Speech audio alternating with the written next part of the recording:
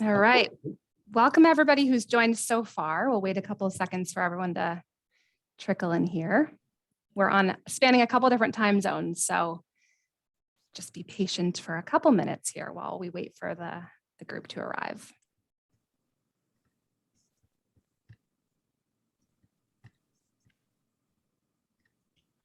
As everybody is arriving, please just notice at the top of your screen for anybody who would like this to be subtitled, you'll need to enable a functionality called Otter AI. It's at the top of your screen. And Lucy will also share instructions in the chat box for that as well. So just so everybody's aware that that exists. And to kick things off, you should also see a poll on your screen right now. We'd love to hear everybody's thoughts. We'll give you a moment to answer this.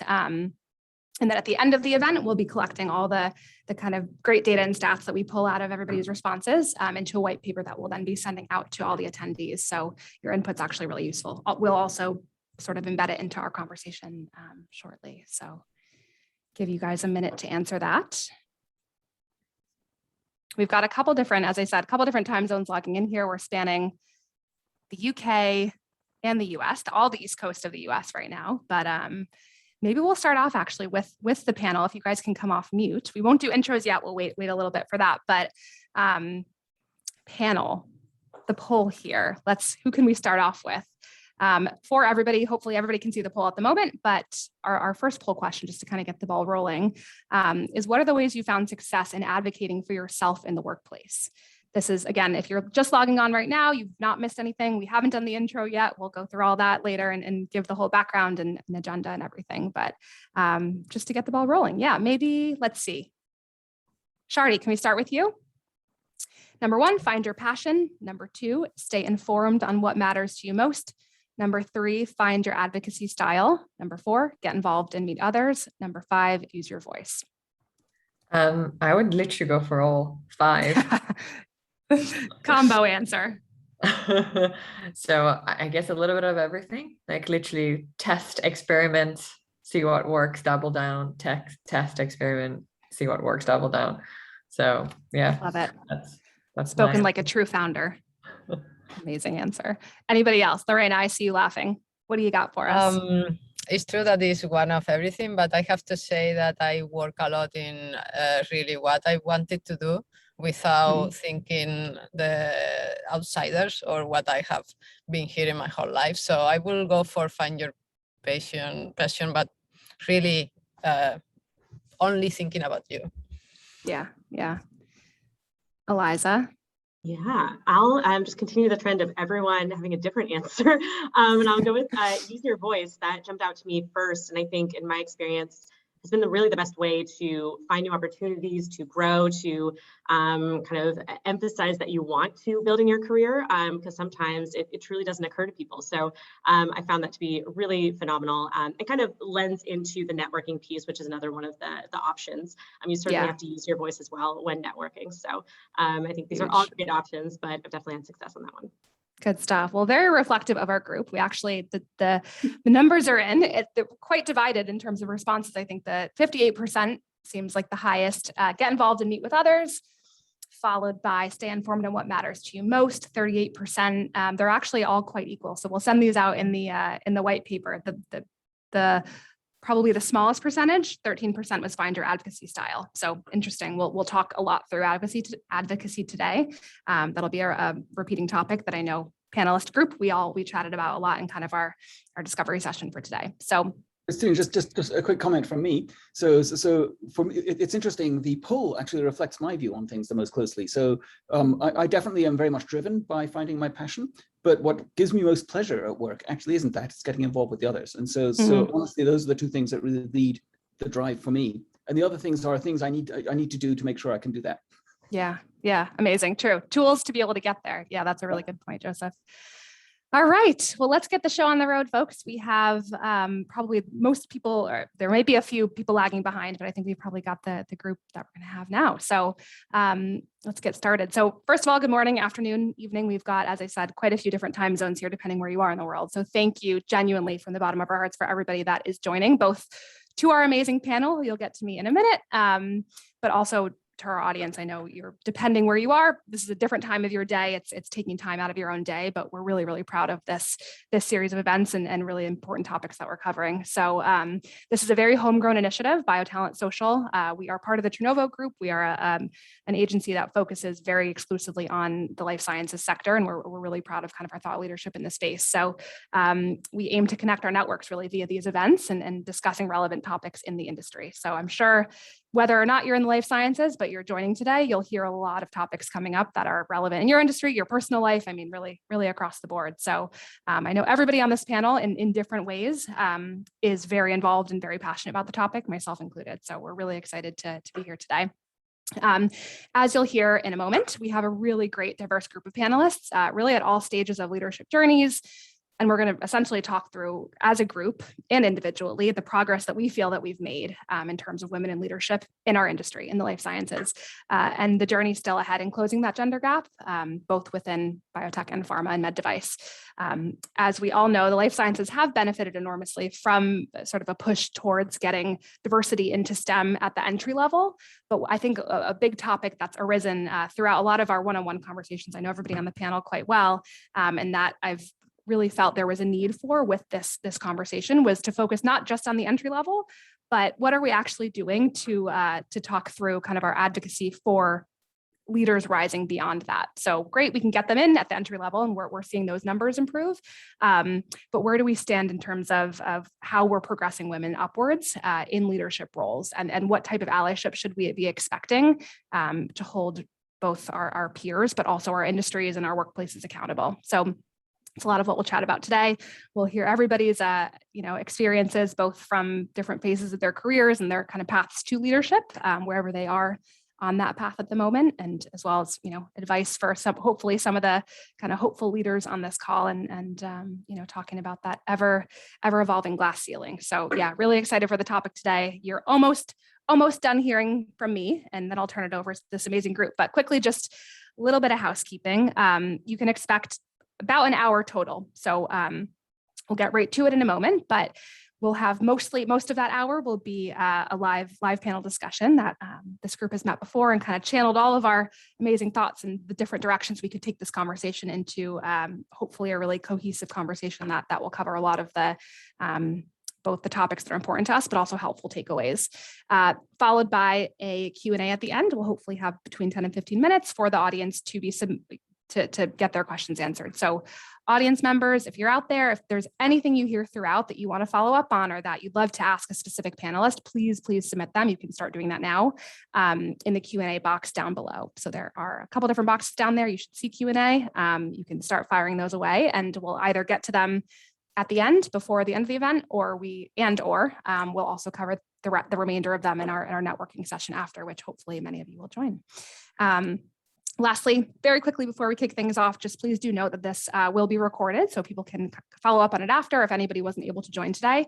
It will be on our BioTalent Social YouTube channel, so you can give us a follow there and also be kind of kept in the loop about upcoming webinars and podcasts. So enough from me. I've heard enough of my own voice for a couple minutes here, but without further ado, let's get into introducing our panelists. So we have 4 incredibly unique panelists here today that we're really, really excited to intro to you guys. Leaders from all different areas of the life sciences and all different phases of their journey, as I mentioned before. So maybe let's start with whoever would like to go first, really. Joseph, maybe we can start with you in introducing yourself, your background, and if it's okay, I'd love you to tell us one inspirational woman for you, whether historical or current, and why. You're on mute.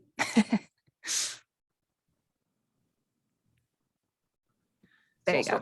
I'll start by describing who I am. So I'm a data scientist by experience. I started off in astrophysics. I switched to biology in 2000, and basically moved between small and large companies. So I spent a lot of time in small biotechs, also in large companies like Novartis and Merck and Johnson & Johnson, and also Google for a time, which was actually really fun. And then most recently, just this last year, I've switched over towards drifting my career towards being more of an investor and advisor. So I'm advising a whole bunch of companies, and I'm also advising some venture firms with really an interest in trying to use data science most effectively to advance healthcare. And the trick that I think we all need to play much better is precision medicine, where you actually try to match people's disease to their actual condition to the medicines that might be available. And I also this summer took up a role at a data science company, Uken, where I'm helping them with strategy and business development. And what's interesting is that I've been engaged in data science from many different angles across all of this. And I've been working with very different groups of people, right? So when I started off in astrophysics, it was very interesting. It was all a group of men, largely. There were a few women, but not that many. Probably one of the most inspiring women I was dealing with there was actually Jackie Hewitt, who was a couple of years ahead of me at MIT, where I was. And she was very much involved in the gravitational lensing work that I was doing. And she was super focused and clear about what needed to be done, and took distracted people like me and helped us sort of focus our minds on things that actually are worth doing. And she also is someone who was great to collaborate with in many ways. And honestly, collaboration is a thing that I value very highly. Amazing.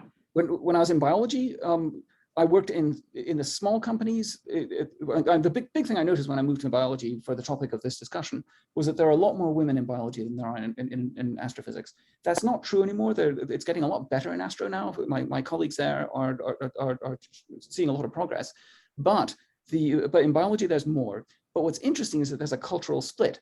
If you look in biology, there are a lot of women in the experimental side, and on the medical side. On the computational side, not so much, and that's where I was living.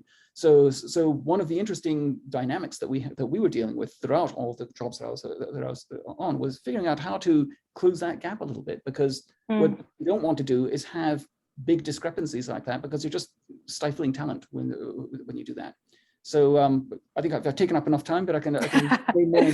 Believe me, we could all go on. No, you've all had amazing careers. So really interesting to hear. Yeah, you have such an interesting background, Joseph, and really well-rounded experience. So thank you. Shardy, would you like to go next? Yeah, absolutely. Hi, everyone. I'm Shadi, CEO and founder of Tune. We are a personalized women's healthcare company, and we're starting with matching women with the right method of contraception, whether that is hormonal, non-hormonal. What we care about is how can we help women understand their hormones and to be able to take sort of informed decisions based on the benefits and risks of the methods that exist out there. The sort of perhaps someone who inspired me, or a role model, I would say, Katherine Johnson, who was one of the first African-American women to work as a NASA scientist. And the reason for that, and we'll get to this later in this discussion, is the persistence and sort of not giving up and going for it despite all the odds, which is sort of, I think what everyone should do, and not take no for an answer, basically. Amazing. Love that. I've been a huge theme in your career, certainly, but we'll get to more of that later too. Lorena, Eliza, whoever would like to go next. I can go. So I have been in computational biology for a little bit more than 10 years, but my full career, and I have been evolving after the PhD in different levels.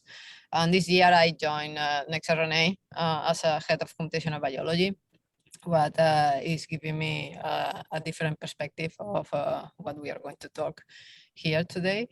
And so beside that, I have been always involved in the effort to try to bring more women in bioinformatics, computational biology, and I, with other friends, colleagues, created or founded the Women in Bioinformatics in the Boston area. So it's a pretty big group right now, and quite active. And about a woman that I find inspirational, I was thinking about some famous women, but the first thing that came to me was actually my mom, because she was in a generation where very bad generation, I would say, and she was forced to drop school when she was little, and I think that was the main reason why she always forced me to, you need to to take advantage of this. But what I find inspiration is that when I was doing high school, she joined an adult school to get the degree that she couldn't never Wow. have. So, Amazing. I mean, it's not like a big story, but it's a lot of effort to try to, get back what you should have. Those stories are probably the ones that we don't sing about enough. So that's incredible. And that's I think a really good role model to bring up. Thank you, Lorena. Eliza, last but certainly not least. Yes, hi, I'm Eliza Dornbush. I'm currently staff engineer and manager of ops and planning at Intergalactic Therapeutics, which is a currently stealth mode non-viral gene therapy startup located in Boston. So I've gotten the pleasure to work with the biotalent team as we're rapidly growing. My background's in manufacturing management as well as late stage process development in autologous cell therapies. Actually, I'm from Seattle. I've moved out to Boston for this current role, and I've really enjoyed seeing all the amazing biotech startups, large companies, as well as talent in the area. For the question around, an inspirational woman, I actually thought first of someone who is not in biotech and actually not in STEM at all. Her name is Amber Hikes, and she's an activist who formed the Philly Pride flag when she was manager of the Office of LGBT Affairs in Philadelphia. Now she's Chief Equity Officer for the ACLU. Wow. And as I'm working in my current role to try to build out a really inclusive environment for not only women in leadership, but all marginalized groups, I just find her way of speaking just incredibly clear, incredibly inspirational. And I've adopted a lot of the advice she's given in my current role. So I think it's highly relevant, even though, again, she is completely outside of the STEM field. Amazing. I think it's great to always, reach outside of the field to draw inspiration. Definitely. It actually would be amazing if now or later, if you guys could all kind of write those names in the chat box, because these are some amazing people that I myself, and certainly I'm sure some of the attendees would love to kind of research and dig into later. Thank you, guys. Well, there's our panel for you, 4 amazing people in the space that have some really, really amazing perspectives to add. So let's dig in.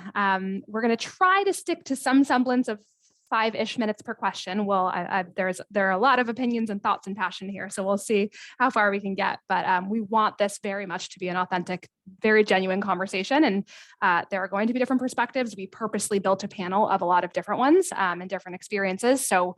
So that's the feel of it. Really, none of this is rehearsed. We've kind of talked through some of the topics, but the goal here is to have a really productive and hopefully a conversation that makes everybody leave thinking something different or being aware of something, a different perspective. So let's get started. I'm going to punt this question to Lorena, actually, because I think you'll have a great perspective to kind of get us started off with. But in 2016, founder of Girls Who Code, Reshma Sajani, delivered a TED Talk that is well known called "Teach Girls Bravery, Not Perfection," explaining that women are underrepresented in STEM, in C-suite professions, and in boardrooms, actually due to a fear of failure and risk, which has been imparted on them by societal norms and expectations.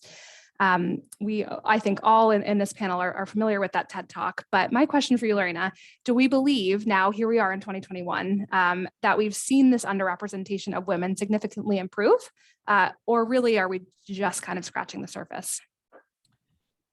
That is a good question. I will say, I really tried to think about this because I was more or less here when that happened. So I will say that we have fixed, or we have improved the entry level of the percentage of women in, at least in my field, junior computational biology, because it's true that that year I will say that it was more difficult to find more than 1 out of 10 to be a woman.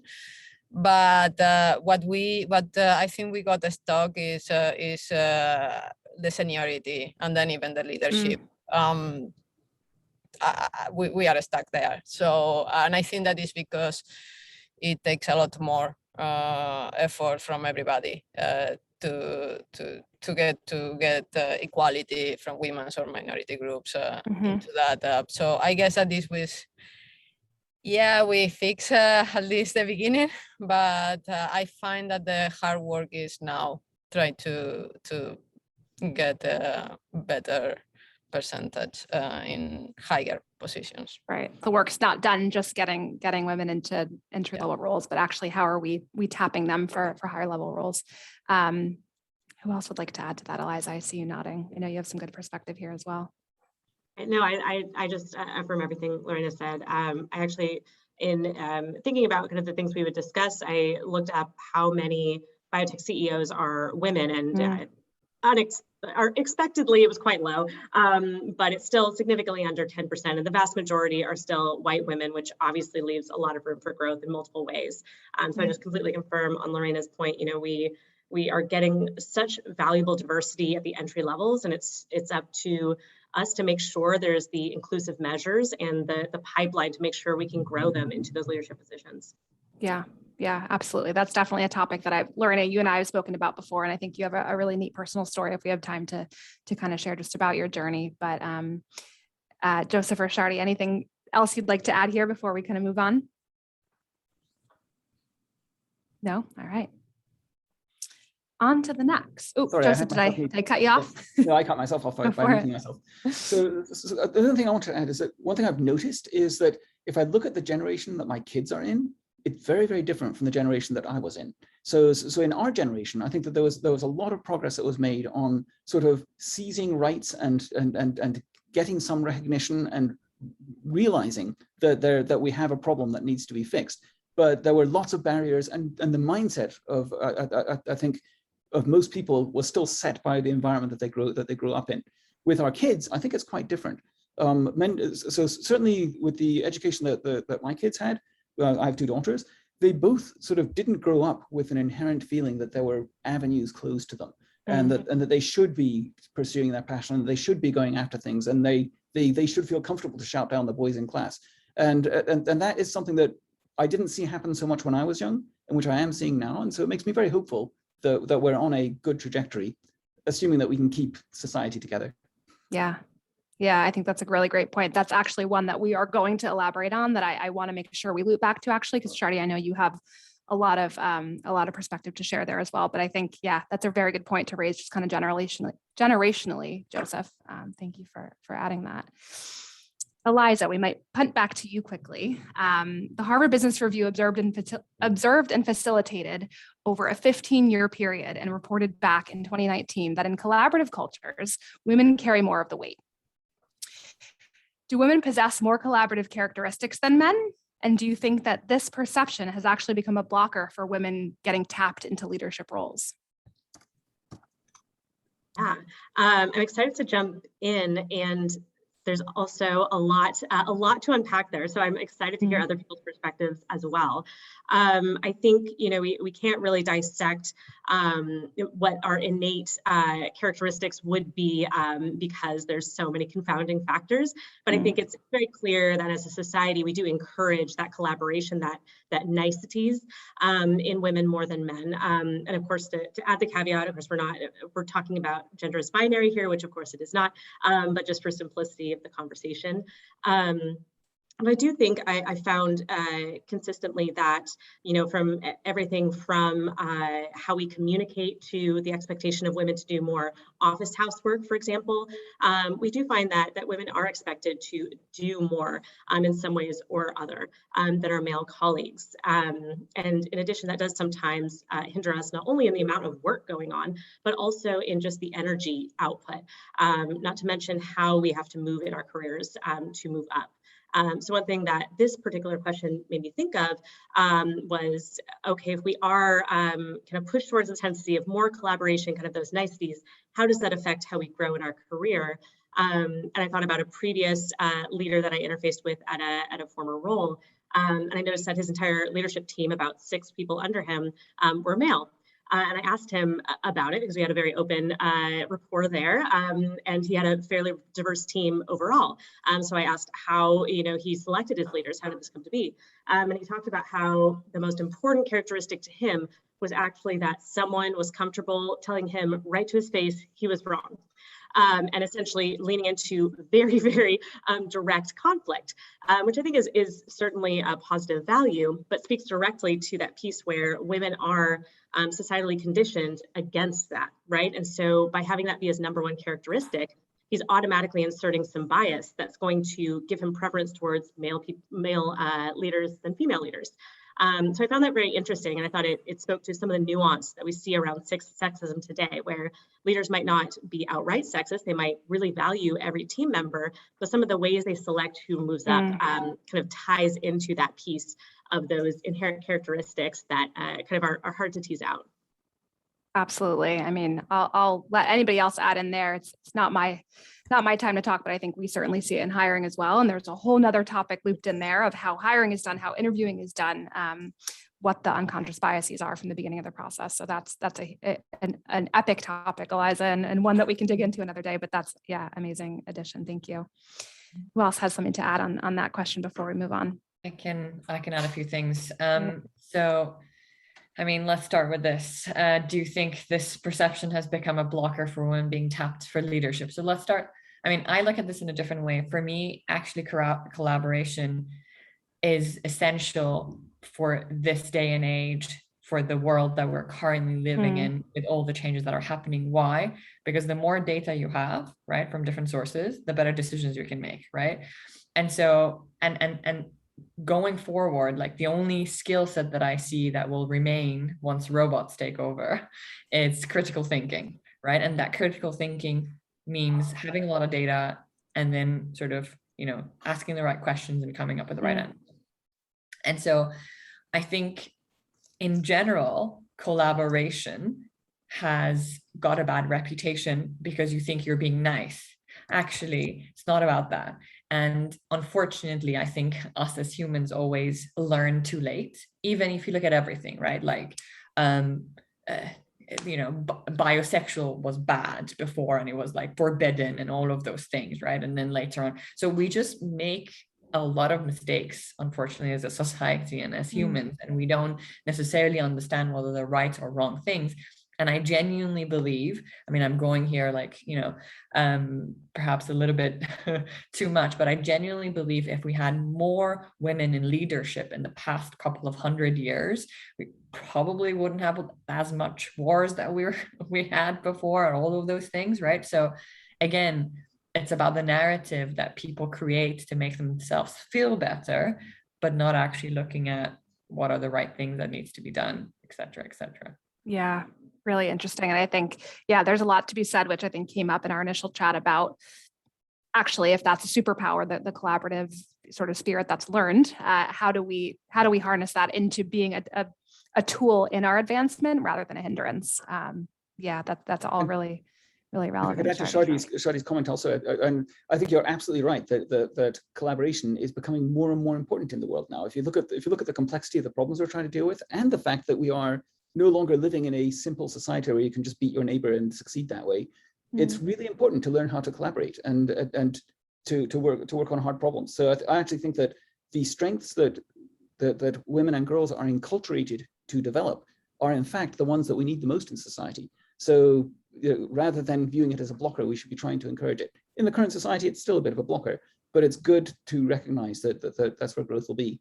And on your other point of women leaders, all you have to do is look at the current democracies where women are leading, and they seem to be doing quite a bit better, right? So, New Zealand looks great, Finland is looking very interesting, Germany has had a pretty good run, and it's fundamentally not because I think they're cleverer than anyone else, it's that they have a more balanced view of what priorities should be. So it's... Yeah, really interesting perspective. Lorena, anything to add there before we move on? If not, I've got a question for you. Yeah, well, I can add that it's part of this culture of, I think that in general, you can see always that there was this history in time that the individualism and foster the ego was kind of the success. You can see that in team sports where there will be, in theory, one star, but there are like all the rest of the team or maybe other that it doesn't look like the star, but it's actually making possible the spectacle of that. So I think that we have some perception bias there that it can be represented in every field or every topic. And I think that right now society has changed so much in the past centuries that collaboration is a key, and we just need to shift our values. So I think this is happening slowly, but I agree with what we have said. Yeah, and I think it's actually great that it's that we're, that it's coming up, that it's not a specific to life sciences. Of course, it's not an issue, but that it's actually a broader mindset, and it's whether it's in any other industry or on the sports field or in government, it's more of kind of a, human nature. It applies to absolutely everything. So I'm hoping, and I'm assuming that most people in this conversation, are relating to this in some way, regardless of who they are or their background. So yeah, really amazing stuff. I think something that was important to all of us in going into this panel is, of course, there's a lot of kind of theory we can talk about here and hopes for the future and what needs to be changed. But I think what we'd all like to walk away with, and I'm sure that the people listening will agree, are some tangible things that actually, what can we do? Like what can give us hope of what we can walk away, whether we are a leader right now from a people perspective, or whether we want to be, or even if not, but are just interested in the topic. What are some takeaways that we can actually apply to see tangible change? So I think, the general concept here being that it's important to, of course, acknowledge what we've talked about with the potential roadblocks or the sort of societal imbalances that maybe in some ways make us feel like we're kind of a step behind, or that there's something to compensate for. But we can't end there, right? It can't be just up to women to shoulder all the responsibility for that change in a real way. So I think if we can spend a couple minutes talking about suggestions or ideas or experiences of some real tangible ways we should actually and can actually be holding industry, I say our industry, because of course we're focusing on life sciences here, but actually across all industries, workplaces, accountable for real institutional change in our day-to-day lives. So kind of drilling all of this talk down into what are some things that we can do, or what do you recommend for how people can action this stuff? Really open, this one's open to anybody. I know everybody's probably got thoughts here, so I'll open the floor. Can jump in with great. a couple of quick ones. And I think you said it really well, right? It's not, the onus is not on women to combat, some of the institutionalized inequities we see here. Although of course we need to, do our best to push through and make sure we can do all we can to help ourselves succeed. But one concept that actually is from my example from the beginning of my inspirational woman from Amber Hike. She gave a talk a couple of years ago that I was able to be at because I attended Out and Equal. And she talked about an example from the Obama White House where a lot of the women in the room found themselves talked over, their ideas weren't considered, et cetera. And from her talk, she talks about how they banded together and started just amplifying voices. So when they saw someone talked over or everyone skipped by that idea, all they said was, oh, hey, let's talk about Tina's idea. I really liked that. And it really just brought it back on the table, emphasized that you heard them, you have their back. And I think that's a really powerful thing to do, and something that can, that a lot of male allies can start paying attention to, right? The women in the room, are their ideas listened to the same? Are, they talked over or talked down to even in some extreme cases? And you can just do that little part of, hey, I liked that idea, or following up on that at least during the meeting. Another thing that I saw recently was an HBR article on kind of the prevalence of mentorship and whether or not it's really helping women get more promotions, more career growth. I know we talked a lot about this when we chatted before, and of course, mentorship is phenomenal. In so many ways, but this article specifically called out that while women are more often mentored than men, they're much less frequently sponsored. And that's really the piece that gets you moving up. And so that's really a piece that's specific to higher leadership people, specifically men as well. But making sure as they're identifying people to sponsor, to pull up with them, make sure that group is diverse. And if it's not, ask why, and what you can do to change that. So I thought those were both little tidbits that hopefully apply to everyone listening today. I think that's huge, actually, the mentorship versus sponsorship. And I can even say from, a hiring and internal talent perspective, I've been on that side of the desk as well. And every company has a mentor program these days, right? It's kind of a buzzy program to have in place, but is it just that? Is it a buzzy program and it feels nice? Or are we actually using it for something deeper to create, to put that to use? It can't really end there. So that's a really, really good point. Yeah. And I hadn't thought of it that way, Liza. Anybody else have anything to add there? If not, we will move right along. I think Eliza summed it up very nicely. And the only thing I would add also is that I think that the people listening to this panel should be aware that actually they have the right and they should feel empowered to ask for mentorship and sponsorship. It's not something that has to come in as a program that you can adopt. The reality is that mentorship is one of those things that develops organically between all kinds of people, and you should be collecting all kinds of mentors all the time from any environment that you're in, because you'll get support from a whole bunch of people that you don't expect, and it's that web of all those people supporting you that really allows people to advance in their careers.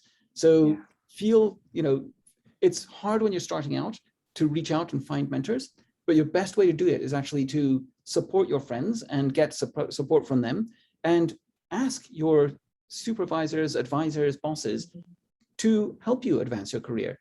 So many bosses don't even get asked about whether or not about how to help an employee's career, and they haven't been trained well enough, or they don't have the right mindset to ask the question themselves. And so the whole topic of career advancement isn't really discussed except at annual review. And that is a failure of management. I think you need to make sure that they can manage well by encouraging them to grow you. Yeah, I think that's, that playing into the topic of kind of whose responsibility is it? It's everybody's responsibility, but it tends to sort of fall on the person to seek out their own mentor. But when you're starting out in your career, it is a tricky thing to navigate. So I think that's really well said, Joseph. I'm going to keep you. Boss should find you mentors who aren't themselves too, right? The best bosses are constantly trying to connect you to all kinds of people, not just themselves.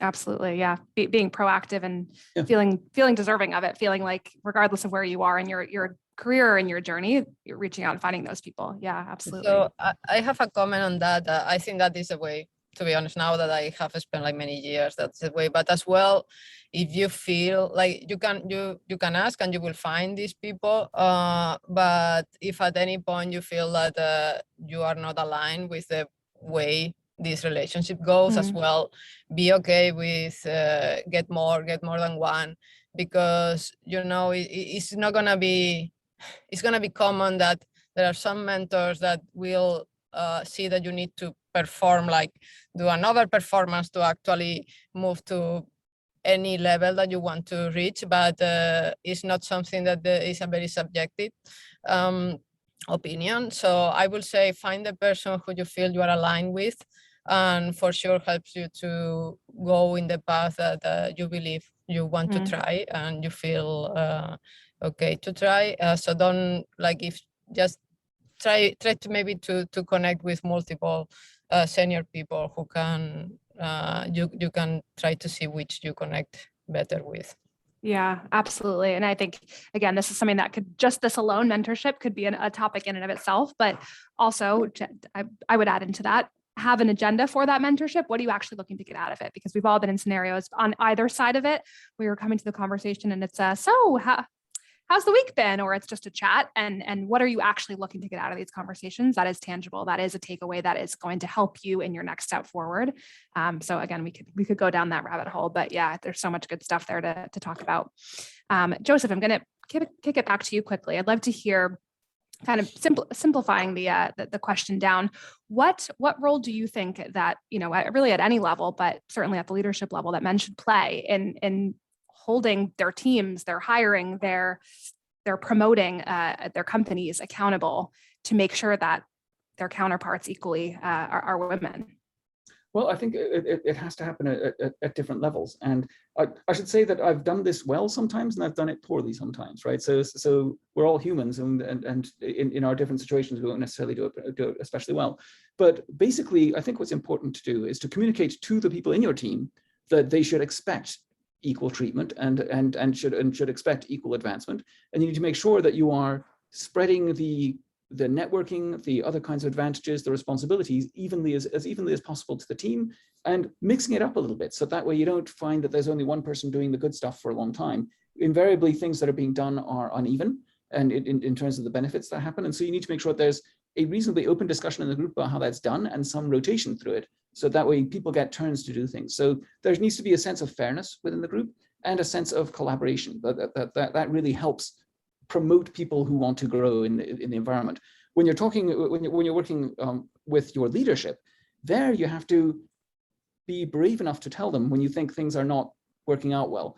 Very often, your group might have some, my group might have inequalities in it, but the organization itself is likely to have inequalities in it as well. And it's important for the whole organization to be thinking about how to healthily grow their staff and healthily promote everyone in it. And that covers all kinds of diversity. And the largest underrewarded minority here, well, the largest underrewarded majority is in fact the women.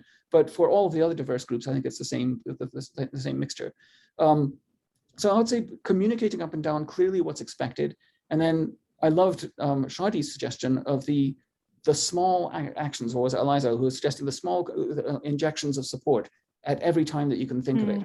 And probably one of the best things for leaders to do is to start rewarding themselves when they feel like they've done that. You should, when you've done something supportive for someone, you should view that as in itself a rewarding thing, regardless of if it came to something, and regardless of if it got you scolded by your boss or something. It's still something that you should feel happy about because you are fighting the good fight.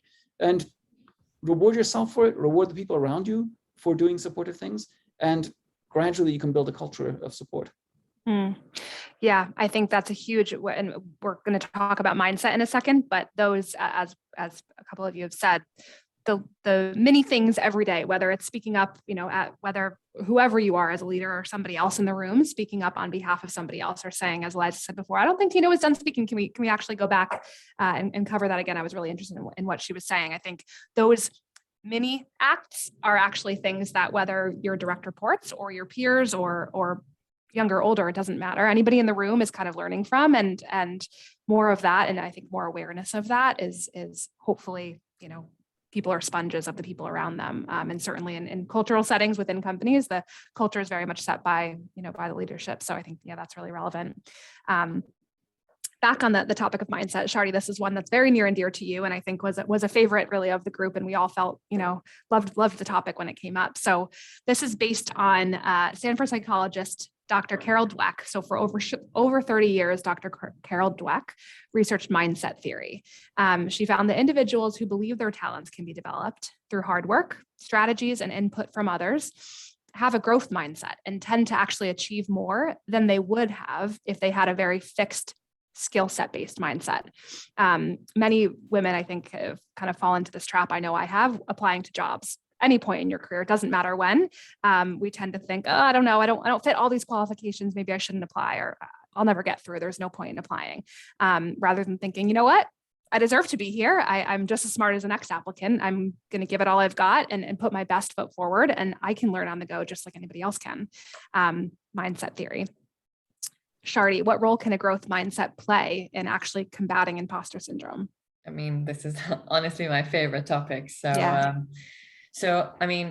I think this goes way back to this is, in my opinion, the reason why perhaps women, combat with or dealing with imposter syndrome, let's put it that way. And perhaps maybe it's a completely assumption on my side. Perhaps the growth mindset side of things, it's not as aggressive as men. Is because from a very, very early age, and Joseph just mentioned not happening in his daughter's generations, but it certainly happened in our generation. You're constantly told, don't do this, don't go here, be perfect, don't be hurt, all of those things, right? And these things essentially, the way that you think changes, right? You constantly are thinking, okay, what am I, if I'm gonna pick this glass, I'll have to be careful not to drop it, right? And the other way around for boys is go out there, do it. You fell down, totally okay, get up, go, or go after this girl, or she didn't give you her her number, it doesn't matter, like go to the next one. Like constantly building that sort of pattern and mindset that it's okay to fail and go after it, versus women are taught it's not okay to fail and you have to be protected. And therefore in your everyday activities, whether that is applying for a job, whether whatever, like bargaining with, someone at the supermarket, whatever that is, like you've learned that you should not object or go after it, right? And the sad part of it obviously is that we have been, taught that, so that's in our brain. The positive side is you can break that. You can be proactive about it every time. And I think here's where also critical thinking comes. And if you develop the critical thinking, skill set, every time something goes, you're like, why do I have this thought? Like, is this really the right thought to have here? Could it be replaced with something else? And could I push forward? So I genuinely think it's just a matter of just we've been conditioned, unfortunately, in the negative way. And boys were more fortunate to be conditioned differently. And it's just a matter of breaking that and going down the other routes. So yeah, that's kind of like, And Shardy, if I may, you don't have to go down this route, but I know that you had mentioned to us that part of how you were raised kind of played into that correct. Yes. confidence, or that mindset. Yeah, no, I was very lucky. And sort of looking back right now, I see sort of the effect. So my father, I have a brother as well.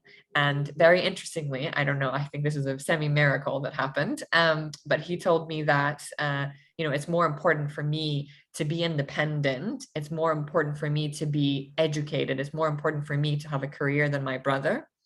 And because I should not lean on anyone. I should not let any man basically make decisions for my life.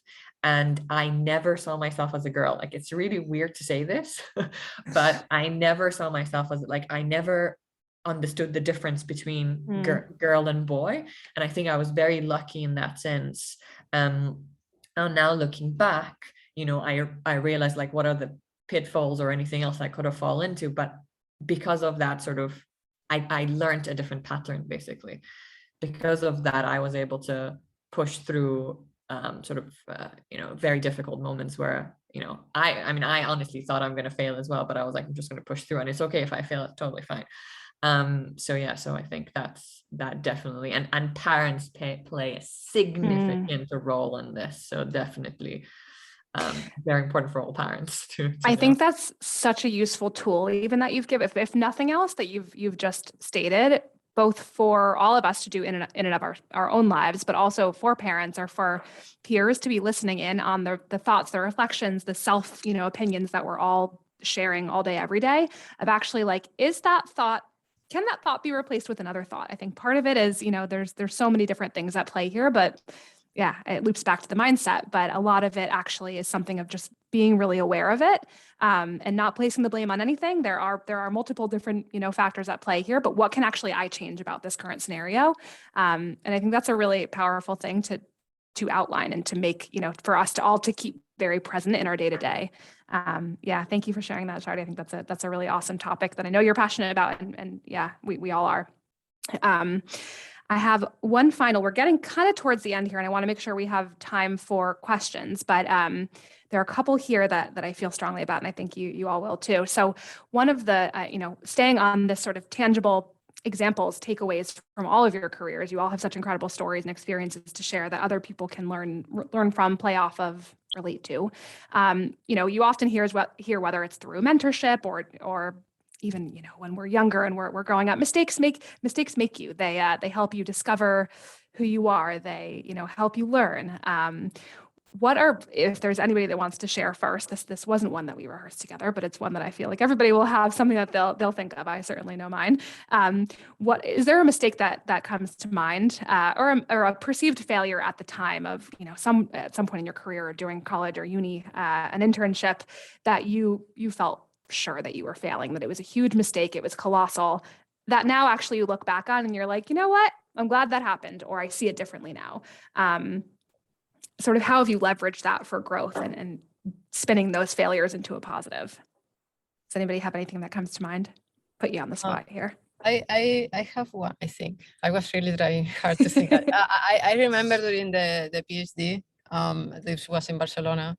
So I really, the first 2 years, struggled a lot to find what I was feeling like a good project or something that was worth to spend 4 or 5 years, to the point that when you are in the PhD, you have the committee and all that, to the point that the committee addresses that if I had some mental health issue because I was not engaged enough, or I was kind of like trying to seek for more. And it was, I was 23 years old. So, so you suddenly are in front of 5 people, famous in the world, telling you what is wrong with you, why you just don't do what I want you to do because this is what it is. And at that moment, it could have been actually worse than it was. I just was lucky that I had a woman that decided to take my PhD. So I had a mentor and a sponsor that took on me. From my side, I saw that as super failure. And of course, then everything went well. But when I look at that, it's like I feel happy to that to happen because I really was trying to just advocate for what I was trying to spend my next 4 or 5 years of work. So it was a very hard couple of years, and it took me a while to get over that. But it's something that it felt very bad at the moment. But now I kind of even, I mean, I was 22. Of course, I could have maybe done differently things, but it was something that it was the beginning of my journey, to be honest, even if it was not the best. And a journey that you've done an incredible job of staying in that mindset. You've had everybody can look at, learn his LinkedIn, but I think just your journey of working your way into a leadership role and being persistent, talk about resilience and so many of these topics apply to you. So I think that's an incredible thing that started early on. Certainly at the time I can't imagine how hard, but that, perfect example of something that you have leveraged into something that is part of your character today. I think that's huge. Eliza, you came off mute. I have a feeling you have something to add. If not, that was a great call out, Christina. Yes, I think I don't necessarily have a specific example because I think there are too many, which I have really worked to see as a really positive thing. And I think as someone who's moved up through roles that are primarily lab-based, I think mistakes happen constantly. Sometimes it's a tiny miscalculation that causes the whole experiment to go up in flames, and that's really tough to deal with, especially more junior in your career. But I've had some fantastic direct managers as well as mentors that actually really helped me pivot into a mindset that is seeing every failure and mistake as a huge opportunity, and a huge opportunity for growth, not only for yourself, but for the company. When we have a failure, that's usually something to do with the infrastructure, the environment, maybe you're sprinting too fast, maybe the instructions were unclear, or it could be the science is wrong. And all of those you want to address in order to actually build the product you want and the team you want. And so as I've moved up in management, I've really maintained that. And as a result, we have a very positive outlook on failure on my team. That's really led to some really exciting new developments and new ideas that just wouldn't have come about if people had that shame around failures and mistakes that I think can be really easy to have. So I'm a huge fan of harnessing mistakes and failures for positive growth. Yeah, well, I think as we talked about before, the tone is set by whoever's in the room, certainly at the leadership level. So I think that's huge, rather than, shaming or discouraging those mistakes, actually like talking about them aloud, and everybody's going to make them at some point, whether it was that same one or something different within your specific team, if you put that in a workplace setting. So yeah, being able to talk those through and use them into something useful is hugely important. It's a really cool leadership perspective, I think, to hear. I'm sure we have a lot of either current leaders or aspiring leaders in the audience. So thank you.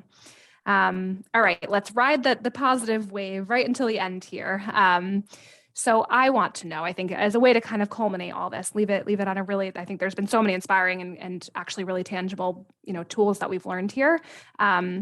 What excites you all the most about sort of diversity in the life sciences moving forward? Are there certain trends or things that you're seeing, or some of the topics we've talked about here that you think will make the biggest impact over the next, whatever it is, year, 5 years, 10 years, and kind of getting towards this goal of seeing more diverse groups, women in this specific context, not only in STEM, but at rising the ranks, rising through leadership? What excites you most about the prospects there? For me, it's the generational thing. I think the next generation just seems so much more motivated, energized, and uninhibited, and so much less concerned about the old prejudices that we all grew up with. I mean, you see this with everything, right? I mean, gay marriage is just it's just considered a non-issue by our kids' generation, whereas all of us grew up, not even wanting to mention such a thing. And that in itself, I think, is going to change the world positively more than anything else. Almost no matter what we do. Anybody else? We've heard a lot of that excites you all, but any takeaways here?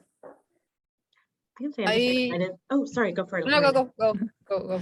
I'll be short so you can go. I think I'm just excited to see how much more common the narrative around bias, around inclusion, around kind of all these topics is, and how expectations are growing really every week around people's fluency in these things, all the way up to the C-suites, right? And I think that will provoke a lot of hard discussions, a lot of great discussions, and hopefully a lot of change as well.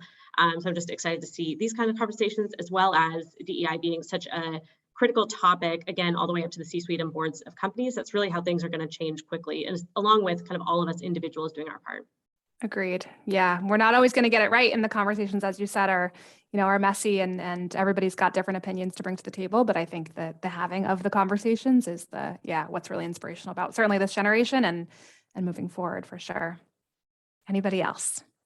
I was actually mainly mentioned the same, but I would say that it's true that I'm seeing more mentors ready to do more sponsorship, knowing that as well what it was happening is was more about, oh, women really want to get there. It's just that they are not given the opportunity. So I think as well, this is something good that is happening. We just need to amplify that movement. Yeah. Absolutely. I think that's an awesome note to leave on. We have time for one of the Q&As that's been submitted. There's some good ones here, and we will get to the rest. If you're somebody that submitted a question that we can't get to in the next 4 minutes, zero pressure at all, but please do join if you can, or if you want to, our networking session right after this. There is a link in the chat box that Lucy on our marketing team has sent. So you should see it there. We're all going to meet in that separate link after. Totally open forum for anybody in the audience to chat with our panelists, ask specific questions, follow up on anything personal that you'd like in there. So let's start off with this one question. Lorena answered it very nicely in the chat box too, but just to kind of amplify it so that people can hear. This is to anybody, written in by one of our attendees. Do you think the reason there's fewer women in senior roles is due to women taking career breaks for maternity leave? If yes, how can we avoid this being a discriminating factor? This is, of course, there's a lot to be said here. Lorena and Eliza, you've kind of submitted some answers, so maybe if you could run through them out loud. Well, I mean, I will just maybe say because I'm decided not to have kids, so for sure I cannot speak for that. I think that is not the only factor. I myself is an example. I really have to go through a lot of doubt during the past years to be where I am, and I didn't have even that issue that we consider now. So for me, it's not only factor. I think that this is a factor, and I think that there are a lot of things to change there in terms of the family, your family, your people close to you, but the companies or the other side, where they really need just to stop thinking that because you are going to start a family is the end of your career, you're not going to be successful, you're not going to be useful for the next 3 years. It's just, I don't know, that is totally a mindset to change, to be honest. Yeah. Honestly, I think when someone starts a family, they become a better leader because they start realizing that the world isn't perfect. Once you start having kids, things don't work out the way you expect, and it's wonderful. Yeah, well said. Eliza, did you have something there? I keep calling you out, so apologies. No, it's okay. Yes, I typed a quick answer. I don't think the answer is as simple as I wrote. I think really a really great answer as well. I've seen some success, at least statistically, where companies make sure that there's equitable leave policies for all new parents, regardless of gender, and where male leadership actually takes that. There are some cases where their leave is available, but it's not company culture to actually take it, and that makes a big impact. So I think for the male leaders listening, and I think that can be really impactful, whether you're a new parent or just want to spend time with your family. I think both are really important. Yeah, that's huge. Setting the precedent of you have this time, take it, because if the male leaders do have it but aren't taking it, it speaks volumes. I think that's a really good thing to call out. There's one more question in here, but I think it's actually the perfect one to start our networking session with. The question is a piece of advice you would give to your younger selves. So panelists, have a think about that one. you have one quick minute from me here, housekeeping, closing up, and then we'll hop on to that other networking link. But that's it from us, guys. That's a really amazing, hopefully, conversation for everybody that's attending. But I think I've certainly enjoyed it. I've learned a lot. I think there are, some really great concepts we've talked about here, but equally some really good takeaways, hopefully, that everybody's learned. So thank you all for sharing your morning, evening, afternoon, wherever you are with us. And hopefully you'll join some of these in the future. If you follow our links that I mentioned prior, you can, essentially come to these anytime. We do them monthly on different topics that are important in our industry and other industries. So next details of our October webinar will be announced in the next couple of weeks. Watch this space. For those of you that do want to continue the discussion further, as I said, in the chat box right now, copy and paste it, click it quickly before we log off, but that's where to do it. So we're all using the same link, and we'll meet over there just in a minute. We can dive deeper into some of the topics we talked about. Any specific questions you have for any of our absolute superpower panelists, that's the place to do it. So hopefully you guys have learned a lot today. Thank you so much for coming, for the panelist participation. I know everybody's really busy, and for attendees as well. So thank you. That's it for me. We'll hopefully see you at our next webinar, but in the meantime, catch you over on the other link shortly. Thanks, everyone. Thanks, guys. Bye.